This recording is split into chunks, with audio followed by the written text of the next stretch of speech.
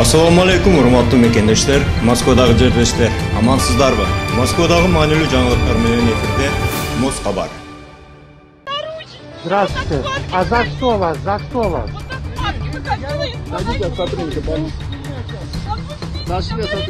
За что вы ее? А за что вы ее трогаете? Зеленоградда полиция кызматкерлери масканы толук кийбеген аялды кармашты. Ал аял масканы эгине гана тагып алгандыктан полиция кызматкерлеринин өтүнүшүн аткарганы жок. Натыйжада полиция күч колдонуп аны полиция бөлүмүнө алып баруу үчүн машинага зордукча салышкан. Талаш тартыш учурунда үйдө балам бар деген кыйкырыкты дагы тартип сакчылар эске алышкан жок.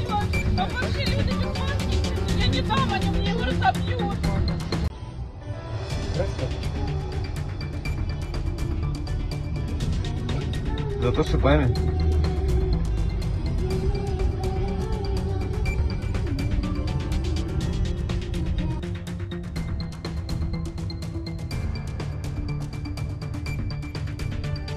Жаңы жылга жакын халява белектерди каалагандар көбөйүүдө. Москванын соода борборундагы магазинде дагы бир бейкапар ууру телевизорду көтөрүп алып чыгып кетти. Аны кеч байкаган кароол араң кууп жетип кармады. Азыр учурда полиция кылмышты териштирүүдө.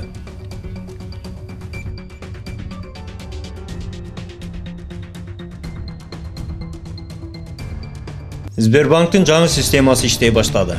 Сбербанктын приложениясы тааныш досторго карыз берип туруунун жаңы сервисин иштеп ишке киргизди.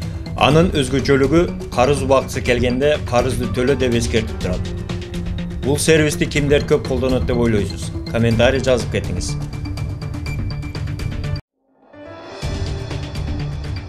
Москвада өспүрүмдөр үчүн коронавируска каршы вакцинанын сыноосуна катышкан жана иммуногендүүлүк үчүн кан тапшырган ыктыярчылардын ар бирине 15 000 рубльдан төлөнөт.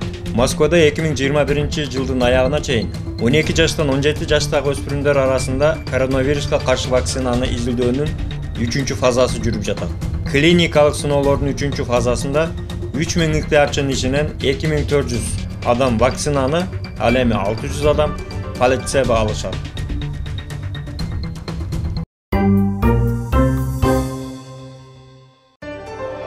Ар бир мекендешибизди бөтөн жерде бөөдө кырсыктан сактасын деп кайрадан Ак Кеме студиясында кабарлашканча аман болуңуздар.